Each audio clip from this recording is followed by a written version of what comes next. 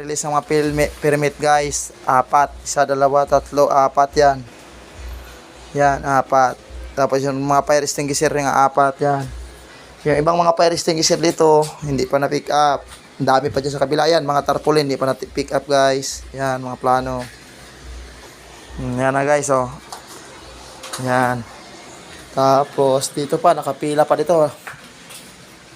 Yan, yung mga fire extinguisher pa nga bagong na-release. Oh. Di pa na kinuha. Yan guys, ito yung mga gagawin pa. Dami pa yan dyan. Drawing pa. Kaya wala pa kayong mga building permit guys, PM na kayo. May office naman.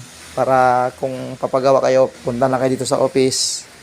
Ayaw namin yung hindi pupunta sa office kasi baka maya scam eh.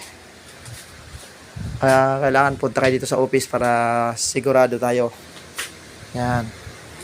Diba? Let's go.